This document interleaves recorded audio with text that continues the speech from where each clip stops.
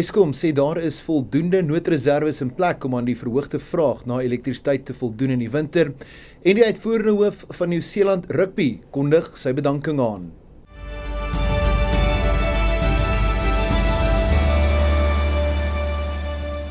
Dit is 9 Junie, goeiedag en baie welkom by jou Afrikaanse nuus.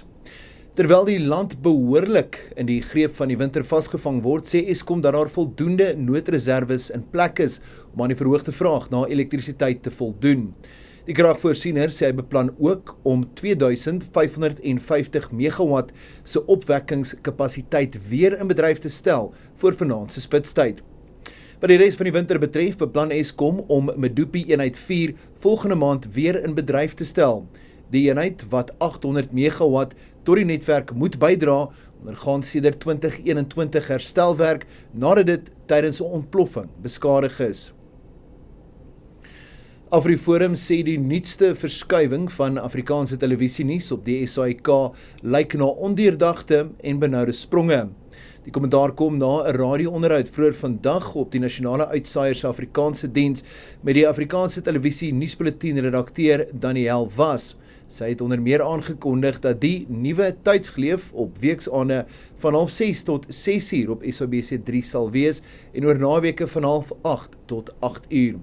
AfriForum se hoof van kultuursake, Alana Bailey, sê die organisasie waarsku die SAIK reeds lankal dat die skuif van uitsaaitye en verandering van kanale kan lei tot 'n verlies aan kykers en advertensie-inkomste.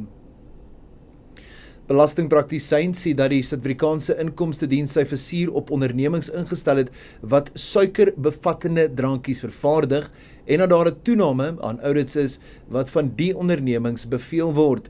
Die suikerbelastingkoers is vir die derde agtereenvolgende belastingjaar nie aangepas in die minister van Finansies Enoch Godongwana se begroting nie. Business Tech berig dat die hernuide fokus waarskynlik die gevolg is van die Inkomstediens se verskerpte pogings om belastinginkomste te vorder.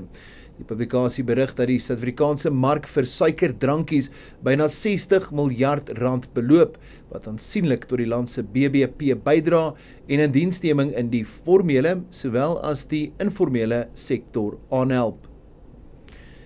Die uitvoerende hoof van Nieu-Seeland Rugby, Mark Robinson, het vroeër vandag sy bedanking aangekondig en sal aan die einde van die jaar uittreë. Robinson, 'n voormalige All Black, het die organisasie die afgelope 6 jaar gelei, insluitend deur die finansiële uitdagings van die pandemie. Hy sê die tydperk was een van vinnige verandering en glo die sport is nou op 'n sterk fondament gevestig. Robinson beplan om aan die einde van vanjaar na Australië te verhuis om meer tyd met sy gesin deur te bring. Die voorsteur van Nieu-Seeland Rugby, David Kirk, sê Robinson het met passie gelei en die organisasie is nou goed geposisioneer. Die soektog na 'n opvolger begin binnekort. Intussen is die 70-jarige voormalige vleuel en All Black kaptein Stu Wilson gister oorlede. Hy het in 85 wedstryde, 51 drie vir Nieu-Seeland gedruk en word as een van die beste vleuels van die amateur area beskou. Dan jou Afrikaanse nuus op Pretoria FM. My naam is James Kemp. Ek hoop jy het 'n lieflike aand verder.